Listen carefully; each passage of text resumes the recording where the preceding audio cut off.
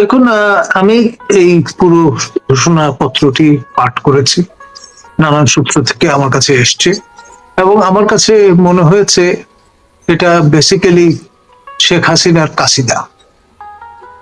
শিয়া ট্রেডিশনে আপনি দেখবেন যে মবিয়া, তারপর ইয়াজিদের প্রতি অভিসম্পাত দিয়ে নানা রকম কাসিদা রচনা করা হয় বা হয়েছে। তো অনেকটা সেই ধারাবাহিকই অনুসরণ করেছেন আমাদের এই বর্তমান হুকুমতের যিনি কান্ডারি ইউনূস মহোদয়। তিনি বারংবার শেখ হাসিনার নানান রকমের শর্টকামিংস তুলে ধরবার চেষ্টা করেছেন, এবং প্রকারান্তরে শেখ হাসিনা কি আপনার প্রমিনেন্স দিয়েছেন তার এই ঘোষণার মধ্য দিয়ে নেতিবাচক অর্থে। আর এখানে আমাদের প্রত্যাশা ছিল তিনি রীতিমতো বিশ্ব চমকে দেওয়া নানান রকমের ঘোষণা এখানে সন্নিবেশিত করবেন। 21st সেঞ্চুরিতে শেষ অব্দি বাংলাদেশ কোথায় গিয়ে উপনীত হবে তার নেতৃত্বে সেটি জানান দেওয়ার চেষ্টা করবেন। তিনি নতুন নতুন ইনোভেশনের কথা বলবেন, তেমনটি ছিল প্রত্যাশা। আপনার সেকেন্ড রিপাবলিক এবং সংবিধান নিয়ে পরিষ্কার বক্তব্য রাখবেন, সেগুলো কিন্তু এখানে অনুপস্থিত। তো ফলে আপনার এটি যেমন জামাত ইসলামের নায়েবে আমিরকে হতাশ করেছে, তেমনি সকল আপনার সচেতন ব্যক্তি যান বাংলাদেশের তাদেরও হতাশ করেছে ভিন্ন ভিন্ন অবস্থানগত কারণে। এখন তিনি তো আসলে সবাইকে ম্যানেজ করার চেষ্টা করেছেন এর মধ্যে দিয়ে, ফলে ভাগের মা যেমন গঙ্গা পায় না, এখানে অবস্থাটা তেমন হয়েছে। ধন্যবাদ। এখানে কতবার যেহেতু, কতবার সেহেতু, কতবার আওয়ামী লীগ, কতবার শেখ হাসিনা, এটাতে পরিসংখ্যান হয়ে গেছে। এবং জুলাইয়ের শহীদদের জাতীয় বীর ঘোষণা করা হয়েছে। ভবিষ্যতের যারা আসবেন, এটা খুব গুরুত্বপূর্ণ একটা জায়গা হচ্ছে সংবিধানে অন্তর্ভুক্ত করা। সংবিধানে অন্তর্ভুক্ত না করা পর্যন্ত এটা মূল্যহীন। সেই গ্যারান্টিটা আপনি কি পাচ্ছেন? দেখুন, কাছে কাঁঠাল গোফে ফেল দেওয়ার মতো একটা বিষয়। আপনার আপনার বাড়ির সামনের রাস্তাটা আপনি কাউকে লিখে দিলেন। এ ধরনের কাণ্ড ফরাসি যে দেশে তিনি বসবাস করতেন সেই দেশে আছে। বিশ্ববিখ্যাত আইফেল টাওয়ার, এটি 3বার এক ঠগী বিক্রি করে দিয়েছিল সাফল্যের সঙ্গে, 4র্থবার ধরা পড়েছে। এখন এটা তো মার্কেটিং একটা স্কিল, আর এই স্কিলে তো তিনি সেরা, বিশ্ব সেরা। সুতরাং আমি অবাক হব না সেই আইফেল টাওয়ার বিক্রির মতো কোনো কাণ্ড করে বসেছেন কিনা তিনি কে জানে। একইভাবে কিন্তু আমাদের এখানে বঙ্গভবন বিক্রি করা অথবা হাইকোর্টের দেখেন ভবনকে নিজের বাড়িতে গিয়ে করা, যেমন কারণ আপনারা যিনি চলচ্চিত্র নির্মাতা ছিলেন সেরকম একটি ইতিহাস রচনা করেছেন। আমি তার আত্মীয় স্বজনের সঙ্গে চেক ব্যাক করে শুনেছি ঘটনাটার সত্যতা আছে, একেবারে গালগপ্প নয়।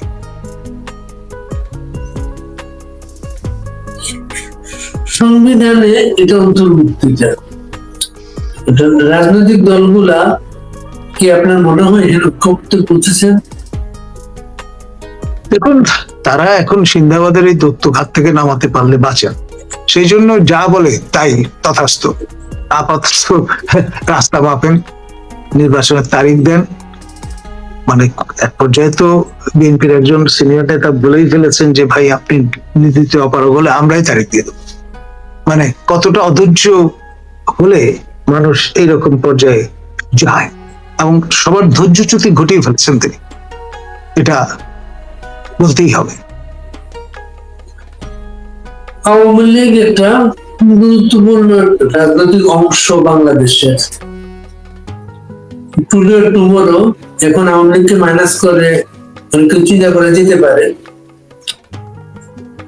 দিন শেষে আওয়ামী লীগকে ম্যানেজ করে বাংলাদেশে স্টেবল রাজনীতি হবে না। আওয়ামী লীগের একজন নেতাকে আজকে জিজ্ঞেস করেছিলাম আমরা, এই জুলাই শহীদদের তারা কিভাবে মূল্যায়ন করবেন ভবিষ্যতে। তারা উত্তর দিয়েছেন, তারা আগে প্রতিটা হত্যাকাণ্ডের যথাযথ তদন্ত, কে কিভাবে মারা গেল, কার হাতে খেয়ে হত্যাকাণ্ডের শিকার হলো, এই জিনিসটা তারা আগে নিশ্চিত হওয়ার চেষ্টা করবে। আপনি কি বলবেন জিনিসটা? Fair enough. আমার পরিষ্কার মনে হচ্ছে আমার ছাত্র আবু সাইদ, তিনি হত্যাকাণ্ডের সম্মুখীন হওয়ার পরে, তখন শেখ হাসিনা ক্ষমতায়, তিনি তার ভাষায় দাফন কাফন থেকে শুরু করে সবকিছুর ইন্তজাম করে দিয়েছিলেন। এবং ভুলে গেলে চলবে না, আবু সাইদ শেখ হাসিনার শ্বশুরবাড়ি অঞ্চলের মানুষ। তো ফলে তিনি যে জেস্টারটি দেখিয়েছেন, এটি গুডউইল জেস্টারই বলবো আমি। আর আপনার আমরা যারা শিক্ষক, আমাদের সরাসরি ছাত্র যারা, তারা যদি হত্যাকাণ্ডের সম্মুখীন হন, ডেফিনেটলি যেই পলিটিক্যাল পারসুয়েশনের মানুষই হন না কেন, আমরা অবশ্যই তার নিন্দা করব এবং আপনার অভিভাবক হিসেবে আমরা পাশে দাঁড়াবো। এবং সেই ভূমিকা আমিও নিয়েছি। আমি প্রথম সবার আগে আবু সাইদের হত্যাকাণ্ডের নিন্দা করেছি, শোক পানি প্রদান করেছি এবং আহ্বান জানিয়েছি আমার সাকসেসর যিনি ভাইস চ্যান্সেলর ছিলেন, পঞ্চম ভাইস চ্যান্সেলর, তাকে শোকবাণী প্রদানের জন্য। যদিও তিনি দ্বিধান্বিত ছিলেন, নিজে শোকবাণী না দিয়ে পিআরওকে দিয়েছেন।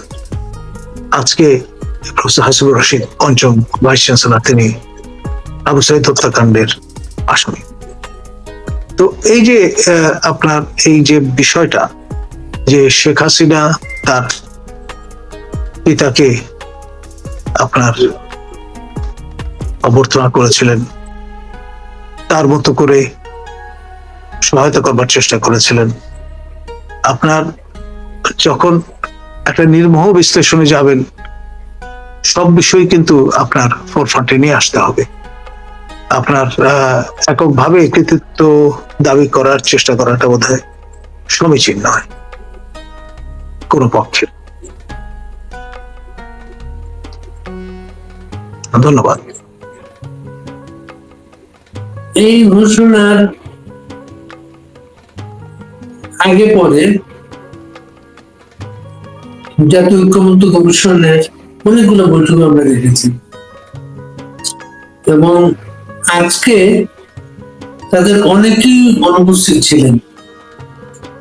এখানে কোনো অনৈক্য আছে না এটা আনুষ্ঠানিক বলতে মাত্র? আমার কাছে মনে হয়েছে এক ধরনের ফ্যাটিক কাজ করছে, অবসাদ।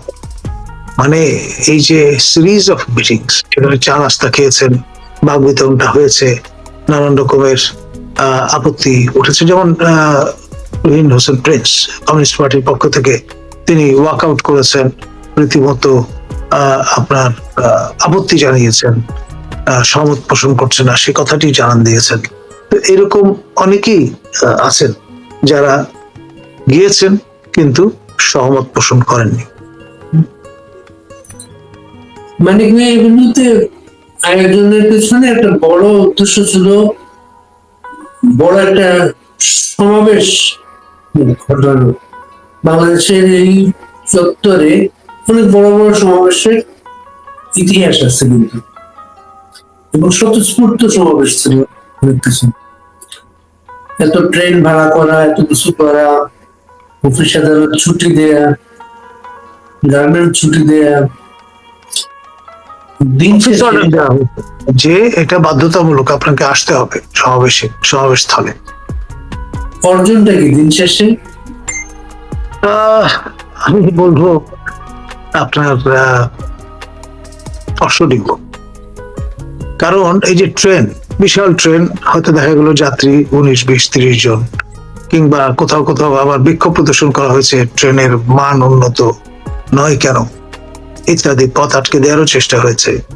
তো এই যে অব্যবস্থাপনা এবং সবই কিন্তু আপনার জনগণের করের টাকার শ্রাদ্ধ, ওই অন্য কিছু নয়।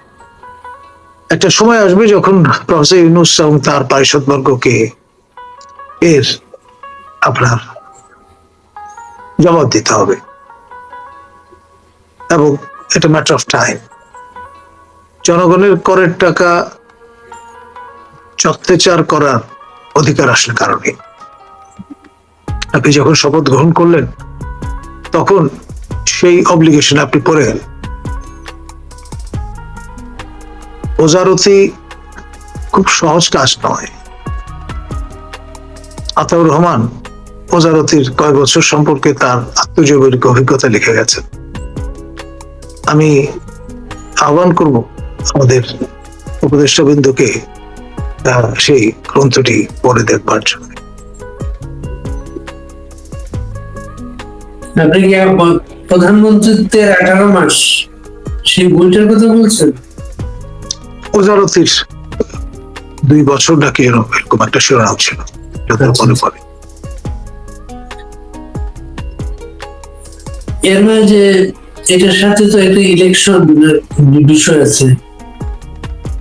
প্রধান উপদেষ্টাও একটা ভাষণে আগামী রমজানের আগে ফেব্রুয়ারিতে নির্বাচনের কথা বলেছেন, ইলেকশন কমিশনকে তিনি বলবেন।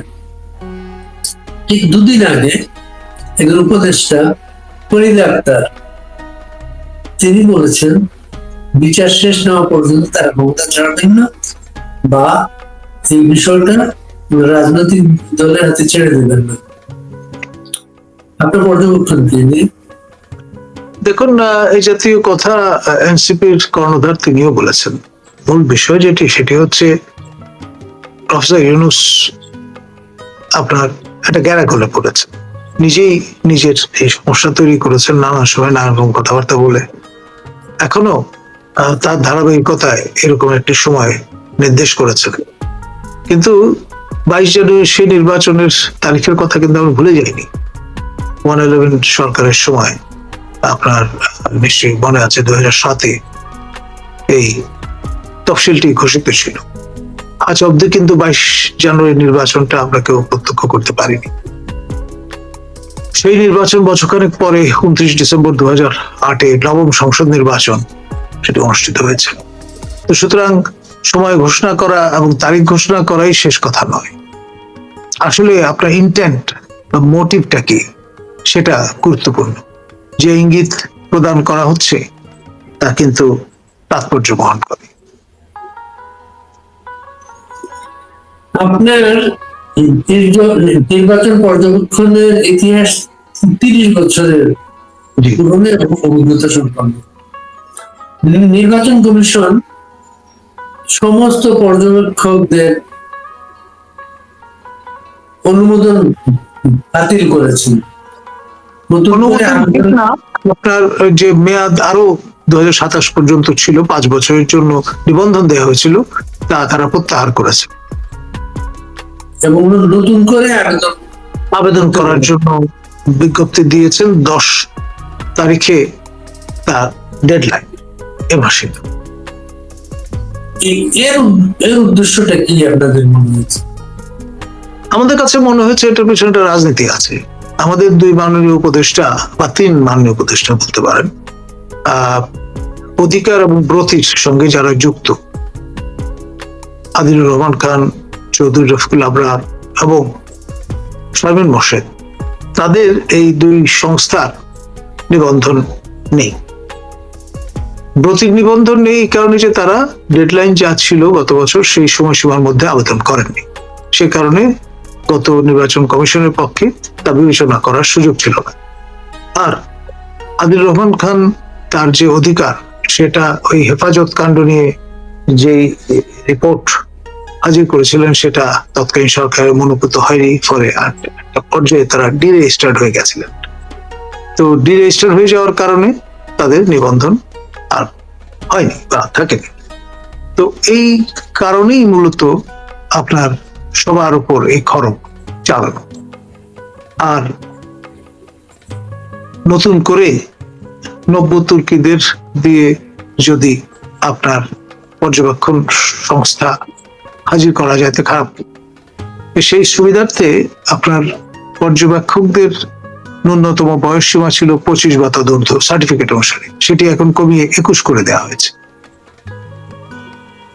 এখানে ডেফিনেটলি একটা রাজনীতি আছে, কোনো সন্দেহ নেই। এই রাজনীতির মূল সূত্রটা ডক্টর বদিউল আলম মজুমদার এবং ডক্টর আব্দুল আলিমের তারা সূত্রপাত। তারা তাদের যে নির্বাচন সংস্কার কমিশনে যে সমস্ত সুপারিশ করেছেন তার মধ্যে এটা নিহিত, এবং তারপর ঐকমত্য কমিশনের হাত ধরে পরে 2025 যে বিধিমালা নির্বাচন কমিশন থেকে প্রকাশ করা হয়েছে সেখানে ক্লজ ঢুকিয়ে দেওয়া হয়েছে যে যারা উদ্দেশ্যমূলকভাবে প্রতিবেদন প্রদান করেছে তাদের তারা নির্বাচন পর্যবেক্ষণের অনুমোদন দেবেন না। তো এখানে একটা ক্যাচ আছে। আর আপনি জানেন যে একটি সংস্থা নিবন্ধন পাওয়ার আগে এনএসআই ভেটিং এর প্রয়োজন হয়, কখনো কোনো কোনো ক্ষেত্রে ডিজিএফআই ভেটিং এর প্রয়োজন হয়। তো সেই প্রক্রিয়া তো আছে। তারপরে গণবিজ্ঞপ্তি দেওয়া হয়, সেখানে আপনার হ্যান্ডপিকড লোকজন দ্বারা ইচ্ছাকৃতভাবে নানান রকমের আপনি যদি ব্ল্যাক বল দেন সেটাও একটা প্রতিবন্ধকতা তৈরি করবে। It's a long run process. তো সেই চিন্তা থেকে এটা করা হয়েছে। আর এই বিষয়টা যতক্ষণ পর্যন্ত পুরো প্রক্রিয়া শেষ না হয় এই জন্য অন্তিম কোনো মন্তব্য করা ঠিক হবে না। তবে লক্ষণ সুস্পষ্ট। এটি কিন্তু কনফ্লিক্ট অফ ইন্টারেস্ট হবে। আপনার তারা তো এটা তোয়াক্কা করেন না। যদি করতেন তাহলে এই অশুভ খেলায় মারতেন না। 2027 পর্যন্ত সবারই নিবন্ধন যাদের ছিল তারা ম্যাচ শেষ করার পরে নতুন করে নবায়নের সময় তখন এই বিষয়গুলো নিয়ে আসা যেত, কিন্তু তারা এই ব্যাপারে একেবারেই অনুদার এবং আপনার প্রতিহিংসা পরায়ণ আমি বলবো। আমাদের ডক্টর বদিউল আলম মজুমদার তিনটি কমিশনের নডিং নিয়েছেন, তিনটি আমলে আপনার এনজিও ব্যুরোর ক্লিয়ারেন্স নিয়েছেন, যেটি প্রধানমন্ত্রী সচিবালয়ের অধীনে পরিচালিত, এবং ঠিকই তার ক্যান্ডিডেটস ফোরাম করার জন্য ডোনার কমিটি থেকে অর্থ ছাড় করিয়েছেন। এবং এই বেনিফিশিয়ারি আবার অন্য বেনিফিশিয়ারিদের দিকে আঙ্গুল তুলছেন, which is really unfortunate। আর বর্তমান যে ঝামেলাটা আপনার এই যারা জুলাই আন্দোলন করেছেন তাদের মধ্যে এই অনৈক্যের বীজ কিন্তু ডক্টর বদিউল আলম মজুমদারি বপন করে দিয়েছেন। আমাদের যিনি সাবেক প্রধান নির্বাচন কমিশনার বীর মুক্তিযোদ্ধা হুদা, যিনি অসম্মানিত হলেন কিছুদিন আগে, তিনি যখন আপনার দায়িত্ব গ্রহণ করেন সেই সময় এই ডক্টর বদিউল আলম মজুমদারি অভিনন্দন জানিয়েছিলেন এবং এটাও বলেছিলেন যে তিনি ছাত্র জীবনে ছাত্রলীগ করতেন। এখন এই ছাত্রলীগ করা নতুন প্রজন্মের অনেককেই তো আমরা ভিন্ন চেহারায় দেখছি। বদিউল আলম মজুমদার বোধহয় তাদেরই পদাঙ্ক অনুসরণ করছেন। তার ব্যক্তিগত জীবনে পিতৃব্য ইন ল আপনার মিষ্টি ইমামের পরিচয় তার জন্য ছিল বড় আপনার সোশ্যাল ক্যাপিটাল। সেই কারণেই এই 15-16 বছর ধরে যত রকম সমালোচনা করেছেন তার এই কুটির জোরটা ছিল বলে তার কিছুই হয়নি। তো ফলে এখন আবার নতুন রূপে তিনি ভাবছেন যে অলমোস্ট আমি তো second in command in the whole system, বয়স এবং অন্যান্য বিবেচনায় প্রফেসর ইউনূসের কাছের মানুষ। তো ফলে ডিভিডেন্ড যা নেওয়ার সেটা নিচ্ছেন এবং ভবিষ্যতে কোনো কম্পিটিটর রাখতে চান না, নিজের জন্য পথটা মসৃণ করতে চান, সেই সব চিন্তা থেকে এগুলো করেছেন। আর পাশাপাশি এই পুরো যে তার টার্মস অফ রেফারেন্স সেখানটা এমন ভাবে প্রণয়ন করেছেন যাতে আপনার এই নির্বাচন পদ্ধতি বিতর্কটা না আসে, এবং এটা বিষটা রেখে দিয়েছেন যাতে ঐকমত্য কমিশন পরবর্তীতে যে পরিস্থিতি পরিবেশ তা আরো ঘোলাটে হয়। এবং খেয়াল করে দেখেন জামাত এবং ইসলামী আন্দোলন এবং তাদের সমমনস্ক দলগুলো প্রায় 18টা দল তারা কিন্তু ব্ল্যাক বল দিয়ে বসেছে যে নির্বাচন পদ্ধতি পিআর সিস্টেমে না হলে তারা সন্তুষ্ট নন।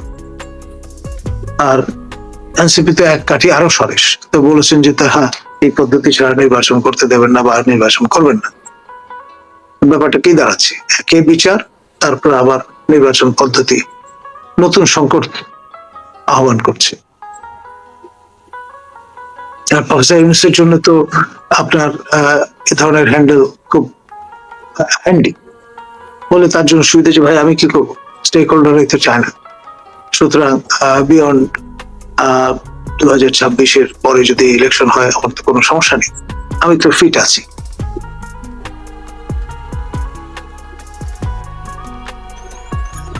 এই জুলাই সনদ ঘোষণার পরে রাষ্ট্রপতির ভবিষ্যৎ, জরুরি অবস্থা, নানা আলোচনা ছিল।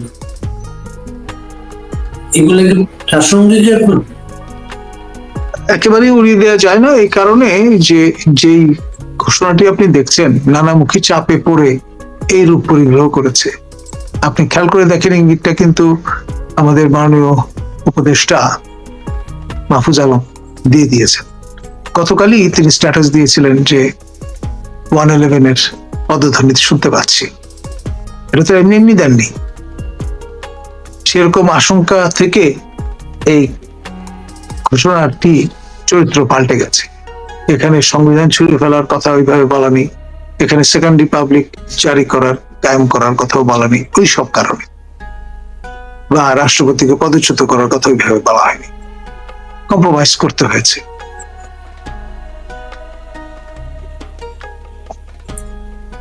রাষ্ট্রপতির বিবৃতি জুলাই বিপ্লব নিয়ে বিতর্ক এসেছে, বিবৃতিটি নিয়ে।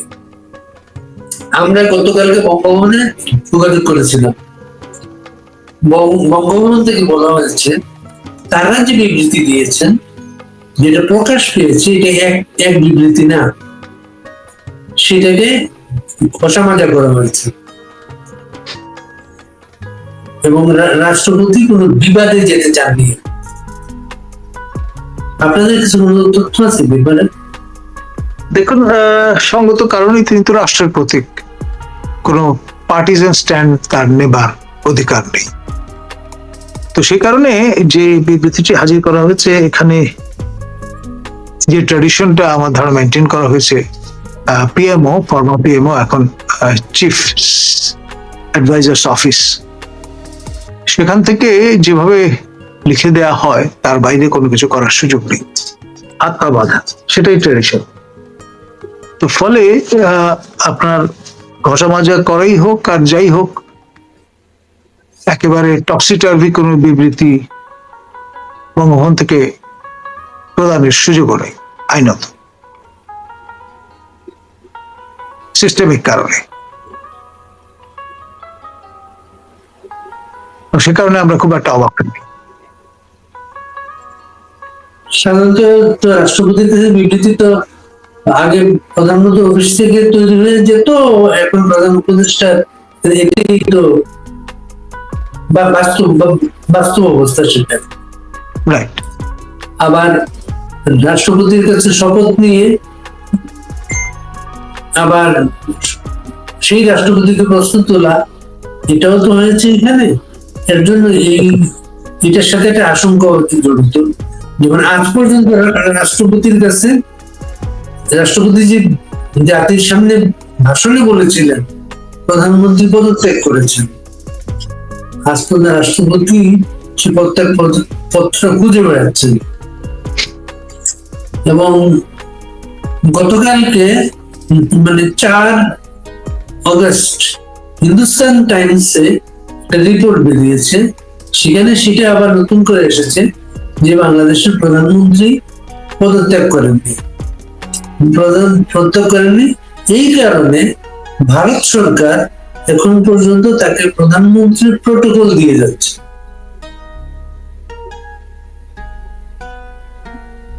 নো ওয়ান্ডার, কারণ হচ্ছে আপনি দেখেন উইথ ডিগনিটি এন্ড অনার আমাদের অনারেবল শেখ হাসিনা, তাকে আমাদের রাষ্ট্রীয় বিমান পথে করে নিয়ে যাওয়া হয়েছে ভারতে, এবং দিল্লির নিকটস্থ একটি বিমান ঘাঁটিতে তিনি অবতরণ করেছেন এবং তাকে সঙ্গে করে নিয়ে যাওয়া যে ক্রু বৃন্দ এবং সেই যানটি সেটি কিন্তু নিরাপদে অক্ষত ভাবে ঢাকায় প্রত্যাবর্তন করেছে।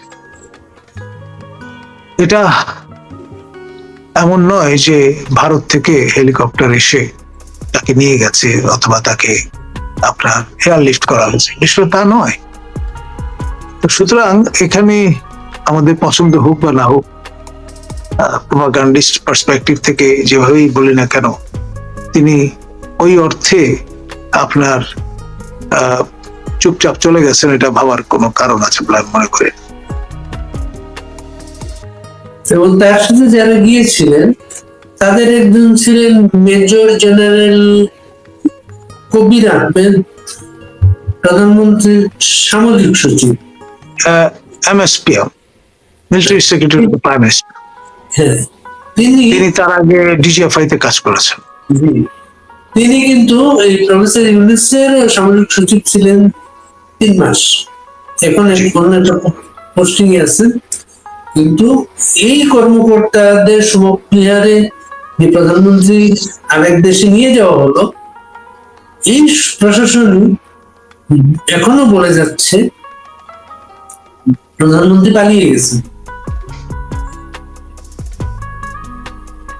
এটা ধরুন এক ধরনের ন্যারেটিভ। আপনার তোতা পাখিকে যদি আপনি শিখিয়ে দেন, তোতা পাখি যা শিখিয়ে শেখাবেন তাই বলবে, ময়না পাখিকে যা শিখিয়ে দেবেন ময়না তাই বলবে, কারণ টকিং বার্ডস। তো সেই রকম হোমোসেপিয়ান যারা আপনার এই বয়ান রপ্ত করেছেন তারা আউড়ে যাচ্ছেন।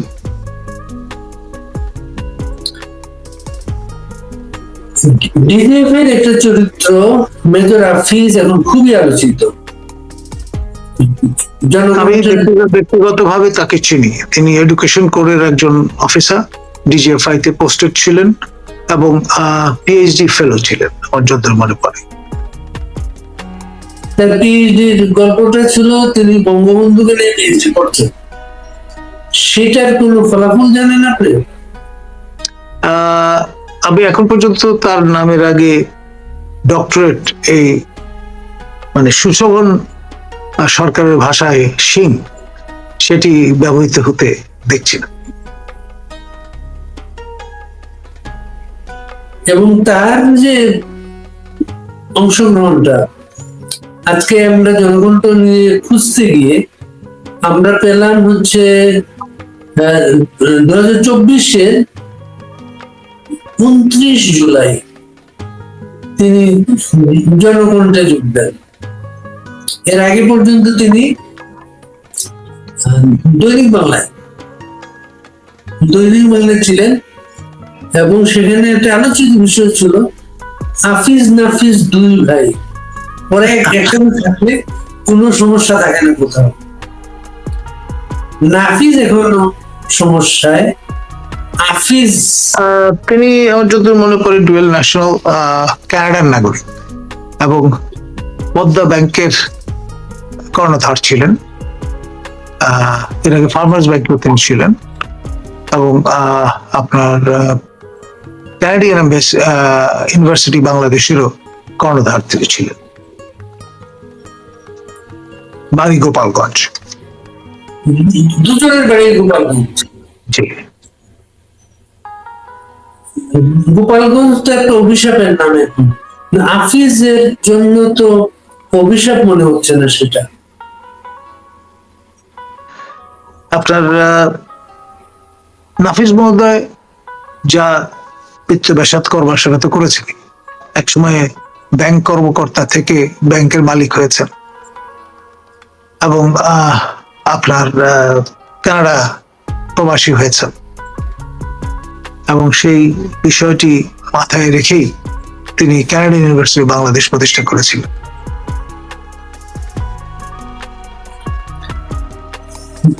ভোরের পাতার টকশোর সাথে এদের কোনো সম্পর্ক ছিল হাফিজের? এইটা আমি নিশ্চিত করে বলতে পারবো না। ভোরের পাতার টকশোর সাথে আপনি জড়িত ছিলেন? আমি গেস্ট হিসেবে গেছি মাঝে মধ্যে, মানে আমি অ্যাঙ্কর ছিলাম না। আমি তো সব টক শোতেই যাই, যারাই ডাকেন আমি কাউকে মানা করি না, নেভার। তুমি খোঁজ খোঁজ করতে গিয়ে ওরা 1300-র মতো টকশো করেছে, বেশ জি। বড় অংশ। কিন্তু আমরা খুবই আলোচিত টকশো বলে আমার তো খেয়াল পড়ে না।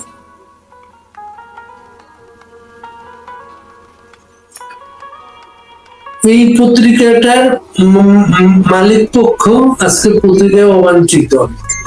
জনগণ ভবন ইস্কাটন এলাকায় গেলে ঢুকে পড়ে। এটা কি নজির হয়ে থাকবে বাংলাদেশে? পত্রিকা বেদখল হয়ে গেছে।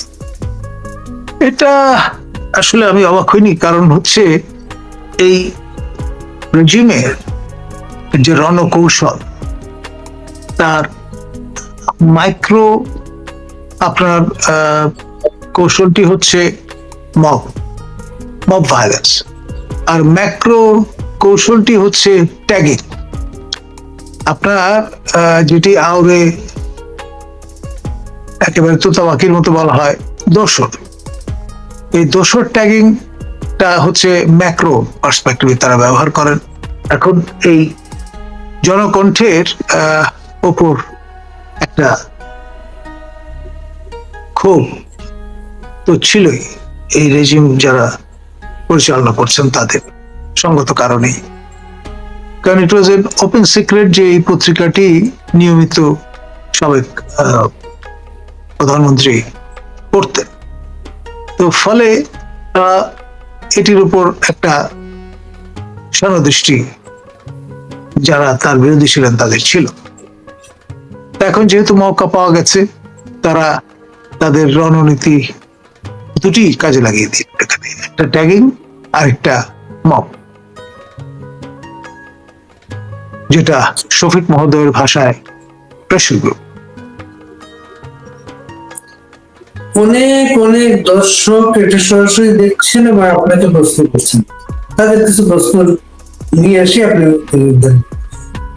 সোহেল রানা বলে একজন লিখেছেন, বান্দরের হাতে মুক্তার মালা, মালা হলো বাংলাদেশ, সামনে দাঁড়ানো অগণিত প্রতিনিধি মালা পরার আশায় অপরাধীদের তালিকা দীর্ঘ। কলিমুল্লাহ সাহেব, বাংলাদেশটার ভবিষ্যৎ কি দেখেন আপনি? অন্ধকার, একটা আনচার্টার টেরিটরিতে আমরা ঢুকে গেছি, এবং সিন্ধাবাদের দত্ত যতক্ষণ পর্যন্ত কাছ থেকে না নামছে ততক্ষণ পর্যন্ত এই জাতি আসলেই ভয়ঙ্কর বিপদের মুখে, একেবারে খাদের কিনারায় দাঁড়ানো অবস্থায় আছি আমরা। শেখ নাহিদ লিখেছেন, কলিমুল্লাহ স্যারের কাছে আমার প্রশ্ন, সেনাবাহিনীর মেরুদণ্ড ভেঙে গিয়েছে কেন? সেনা প্রধানের ব্যক্তিত্ব বলতে কি কিছু আছে? সেনা প্রধান কেন তার দেয়া কথা রক্ষা করেন না জাতি বিভ্রান্ত তার প্রতিশ্রুতিতে? আমি এর জন্য সমস্ত দায় দেব আমাদের মাননীয় প্রতিরক্ষা মন্ত্রী, অর্থাৎ মাননীয় প্রধান উপদেষ্টা প্রফেসর ইউনূস এবং তার সেকেন্ড কমান্ড। এই নিরিখে কানেকটিকাট নিবাসী বর্তমানে বাংলাদেশে আসেন খলিলুর রহমান, তাদের প্রতি নিরাপত্তা উপদেষ্টা এবং প্রতিরক্ষা বিষয়টাও দেখাশোনা করেন। সুতরাং কন্ট্রোলিং মিনিস্ট্রি যেহেতু মিনিস্ট্রি অফ ডিফেন্স এবং এটির নাম ভূমিকায় আছেন এরা দুজন, ফলে যে নির্দেশনা প্রদান করা হয়, যে পলিসি প্রদান করা হয় এবং তার উপর ভিত্তি করে কার্যক্রম পরিচালিত হয়, তো সেখানে এমনটি হবে, এটাই স্বাভাবিক। আরেকজন আপনাকে কুমিল্লা স্যার উল্লেখ করেছেন। কুমিল্লা স্যার, এই দেশটা তো ধ্বংস হয়ে গিয়েছে, সেনাবাহিনী কি পারে না এদের হাত থেকে দেশটাকে রক্ষা করতে, দেশের সার্বভৌমত্ব স্বাধীনতা রক্ষা করতে? কুমিল্লা বলার হয়তো কারণ এই যে আমার স্থায়ী ঠিকানা কুমিল্লায়, সে কারণে আমাদের পূর্বপুরুষের পীঠস্থান, যেটি সমতট জনপদ। পরবর্তীতে আইয়ুব খানের আমলে এটির নাম হয়েছে কুমিল্লা। বা কহমিলা পাওয়া গিয়েছে। হযরত শাহজালাল রহমতুল্লাহ আলাইহি তিনি তার 360 আউলিয়া নিয়ে যখন দিল্লি থেকে আপনার এসে হাজির হলেন, তার সঙ্গে এক জোড়া কবুতর এবং এক মুঠো মাটির নমুনা ছিল। তো সেই মাটির রং ছিল লাল। তো লালমাই অঞ্চলের মাটি লাল, সেইটা দেখে একজন সহচর চিৎকার করে উঠে বলেছিল কহমিলা, মানে পাওয়া গিয়েছে। সেই থেকে এই এলাকার নাম হয়েছে কুমিল্লা। এবং তিনি যখন মিলিয়ে দেখলেন যে এই মাটির সঙ্গে ওই মাটির একটু পার্থক্য আছে, তিনি তখন আরো উত্তর দিকে চলে গেলেন এবং যেখানে তার মাজার, সেখানের মাটির সঙ্গে ওই মাটির মিল পাওয়ায় সেখানেই তিনি থিত হয়েছিলেন। তো যাই হোক, আপনার বর্তমানে যে পরিবেশ পরিস্থিতি, এটি আসলেই মানে কারোর জন্যই স্বস্তিদায়ক নয় এবং আপনার সবাই দিন গুনছেন কবে এই সিন্দাবাদের দত্ত বিদায় হবে।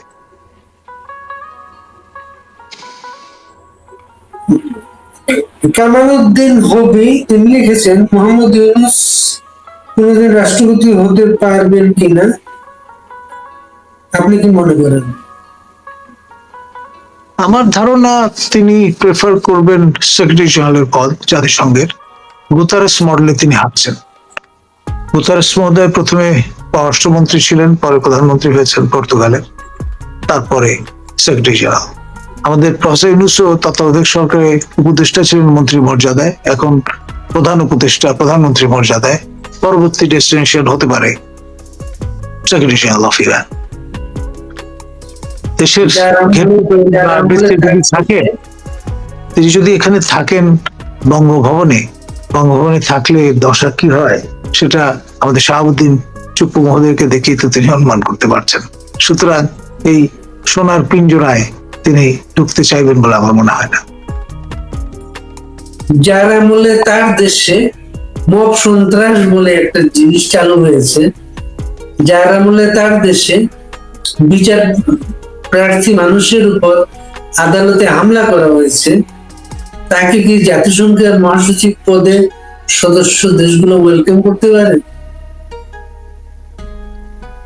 ভাই, মন কলা খেতে তো কোনো অসুবিধা নেই। আপনি এই এক্সপ্রেশন বোধহয় বাংলা ভাষা ছাড়া আর কোথাও নেই। তো স্বপ্ন দেখতে অসুবিধা কোথায়? সেটা দিবাস ভাবেই হোক, দিবা ভাগেই হোক, আর রাত্রেই হোক। একজন লিখেছে ইয়াহিয়া খান 1971 সালের 5 আগস্ট শ্বেতপত্র প্রকাশ করেছিলেন, সেটার ফলাফল আমরা সবাই জানি। এই 5 আগস্টের এই ঘোষণাপত্রের ভবিষ্যৎটা কি? এটা আসলে নিশ্চিত করে বলা যাবে না। এই ঘোষণাপত্র যারা প্রকাশ করেছেন তাদের হয়তোবা একটা সময়ে বিচারের কাঠগড়ায় দাঁড়াতে হতে পারে।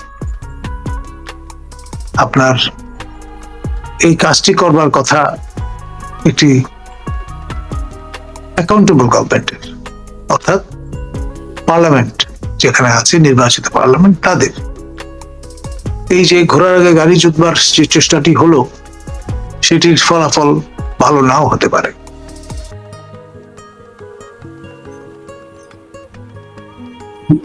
লিটন মিয়া লিখেছেন, জনাব কলিমুল্লাহ স্যার সালাম ও শুভেচ্ছা নেবেন। এই সুধীর মহাজন ইউনূসের ঘোষণাপত্র কি 72 সংবিধান বাতিল করতে পারে? এই ঘোষণাপত্র কি বিএনপি বা তাদের জোট মেনে নেবে? দেখুন, এটা তো ধরুন একটা পর্যায়ে, আলটিমেটলি পার্লামেন্টে যখন বিষয়টা উঠবে, তখন পার্লামেন্টের থার্ড বেয়ার আলোচনা হবে এবং যে ফর্মে আছে এটা হয়তো সেইভাবে গৃহীত নাও হতে পারে। আমরা আজকে একটা শেষ প্রশ্ন এখানে থেকে রাখি। আশরাফুল আলম, কলিমুল্লাহ স্যারের কাছে জানতে চাই, রাজনীতিতে তো শেষ বলে কোনো কথা নেই, আওয়ামী লীগ কি আগামী নির্বাচনে কোনো প্রক্রিয়ায় অংশগ্রহণ করতে পারবে? দেখুন, যদি ইনক্লুসিভ নির্বাচন না করা হয় তাহলে যে প্যারেনিয়াল ক্রাইসিসে আমরা আছি সেটি কিন্তু কাটবে না। 14, 18 এবং 24-এর নির্বাচন যেই দোষে দুষ্ট, একই দোষে দুষ্ট হবে ত্রয়োদশ সংসদ নির্বাচন। আপনার নির্বাচনটিকে তখন বলা হবে ফ্লড। আমরা যেমন আগের নির্বাচনকে বলেছি ফ্লড, অর্থাৎ ত্রুটিপূর্ণ। কারণ ফুল পার্টিসিপেশন যদি না থাকে, শুধুমাত্র ব্যক্তি ভোটার নয়, দলগুলোরও, তাহলে এখানে এই এক্সক্লুসিভিটি ইনক্লুসিভিটির সমস্যা তৈরি হবে। সেই জন্য আন্তর্জাতিক সম্প্রদায় আসলে ইনক্লুসিভ নির্বাচন চান সকল অর্থে। তো সেই জন্যে শুধুমাত্র আওয়ামী লীগ নয়, জাতীয় পার্টি এবং 14 দল সবার অংশগ্রহণটা এখানে নিশ্চিত করাটা জরুরি। হঠাৎ করে গতকাল থেকে ভারতের সাথে আমেরিকার সম্পর্কের অবনতির একটা আভাস পাওয়া যাচ্ছে। ডোনাল্ড ট্রাম্প বলেছেন রাশিয়া থেকে কম দামে তেল কিনে বিশ্ববাজারে বিক্রি করে ভারত ব্যাপকভাবে আয় করছে, কাজেই তার ট্যারিফ তিনি আরো বাড়িয়ে দেবেন। ভারতের সাথে যদি আমেরিকার সম্পর্কের অবনতি ঘটে, সেটা কি আমাদের অঞ্চলে কোনো প্রভাব ফেলতে পারে? এটার ইম্প্যাক্ট হবে ফার রিচিং। আপনি খেয়াল করে দেখেন, অজিত দোভাল মহোদয় তিনি তার চাইনিজ কাউন্টার পার্টির সঙ্গে ইতিমধ্যে বৈঠকে বসেছিলেন এবং এর পেছনে কুশীলব হিসেবে কাজ করছেন পুতিন মহোদয়। রাশিয়ান ফেডারেশনের সঙ্গে 1-to-1 বাইল্যাটারাল বেসিসে চমৎকার সম্পর্ক চীন এবং আলাদাভাবে ভারতের। ভারত আপনার মার্কিন কক্ষপথে ঢুকেছিল, কিন্তু যখন তার ন্যাশনাল ইন্টারেস্ট ব্যাহত হচ্ছে, তারা ঘোষণা দিয়েছে তারা মার্কিন যুক্তরাষ্ট্রের F-35 বিমান, জঙ্গি বিমান কিনবে না, যেহেতু শুল্ক বাড়িয়ে দেওয়া হচ্ছে, এবং তার বদলে রাশিয়ান মেড আপনার ওয়ার টয়েস তারা প্রকিউর করবেন। এটা একটা রীতিমতো চপেটাঘাত মার্কিন গণ্ডদেশে। আর আপনার আপনি এখানে এশিয়া মহাদেশ, আপনি জানেন 21st century is for the Asian continent। এখানে এই মহাদেশে পরাশক্তি চীনের অবস্থান, পরাশক্তি রাশিয়ান ফেডারেশনের অবস্থান, যদিও বিশ্ব পরিচিতি রাশিয়ার ইউরোপীয় দেশ হিসেবে তার এই বিস্তৃত চরাচরের সর্ববৃহৎ অংশ কিন্তু এশিয়া মহাদেশে অবস্থিত, বিয়ন্ড ইউরাল মাউন্টেন। আর এখানে আপনার উদীয়মান শক্তি ভারত। সুতরাং ভারত কিন্তু আপনার সফট স্টেট নয়। তারা যদি অ্যাসার্ট করা শুরু করে, আপনার এই ইন্ডিয়ান ওশান ডিমে মার্কিনদের সমস্যায় পড়তে হবে। ডিয়াগো গার্সিয়া তখন হুমকির সম্মুখীন হয়ে পড়বে। আর রাশিয়ানদের, তারপরে চাইনিজদের, তারপরে আপনার ইন্ডিয়ানদের ব্লু ওয়াটার নেভি আছে। তখন আমেরিকাকে ডিপেন্ড করতে হবে আনজুস প্যাক্ট ভুক্ত দেশগুলোর উপরে, অর্থাৎ আপনার নিউজিল্যান্ড এবং অস্ট্রেলিয়া। তার মানে আরো দক্ষিণমুখ ডিফেন্সে যেতে হবে, উত্তরমুখ অগ্রসর হওয়াটা হয়ে যাবে সুদূর প্রসারী একটা বিষয়। এবং সেই বিষয়টি আন্দাজ করেই আপনার বার্মার জুন্তা সরকারের সঙ্গে হবলবিং এর চেষ্টা করছে আপনার ট্রাম্পের সরকার। এটাও কিন্তু একেবারে 180 ডিগ্রি সমারসল্টের মতো একটা বিষয়। গাজায় যে গণহত্যা 60,000 ছাড়িয়েছে, এখন মানুষ প্রতিদিন রিলিফ নিতে গিয়ে মারা যাচ্ছেন এবং না খেয়ে মারা যাচ্ছেন। এই পরিস্থিতিতে ফ্রান্স, ব্রিটেন এবং আরেকটা দেশ কানাডা, 3টা দেশ তারা বলেছে জাতিসংঘের আগামী অধিবেশনে তারা ফিলিস্তিন রাষ্ট্রের পক্ষে অবস্থান নেবেন। অস্ট্রেলিয়ান প্রাইম মিনিস্টার পরশুদিন রাতে হঠাৎ করে মাহমুদ আব্বাসকে ফোন করেছেন, ফোন করে বলেছেন জাতিসংঘ অধিবেশনের সাইডলাইনে তিনি তার সাথে বসবেন। গাজার এই ব্যাপক প্রাণহানির বিনিময়ে ফিলিস্তিন রাষ্ট্রের কি কোনো সম্ভাবনা তৈরি হচ্ছে? দেখুন, ইসরায়েল হচ্ছে এমন একটি রাষ্ট্র যারা পৃথিবীর অনেক কিছু নিয়ন্ত্রণ করে। ইকোনমি বলেন, মিডিয়া বলেন, আপনার ওয়ার মেশিন বলেন, সবকিছু। পৃথিবীর এখন পর্যন্ত সবচেয়ে শক্তিশালী রাষ্ট্র মার্কিন যুক্তরাষ্ট্র, এবং মার্কিন যুক্তরাষ্ট্রকে একমাত্র নিয়ন্ত্রণের সুযোগ আছে ইসরায়েলের। মার্কিন যুক্তরাষ্ট্র যখনই আঘাতপ্রাপ্ত হয়েছে তারা কিন্তু রিটালিয়েট করেছে। একমাত্র ইসরায়েলের ক্ষেত্রে তেমনটি ঘটেনি। তারা একটা ফ্রেন্ডলি ফায়ারের মধ্যে ফেলে মার্কিন একটি রণতরী ধ্বংস করে দিয়েছিল, কিন্তু আমেরিকাকে সেটি হজম করতে হয়েছে। এই রকমের ব্যতিক্রমে আপনার কোনো উদাহরণ পৃথিবী ইতিহাসে আর দ্বিতীয়টি নেই।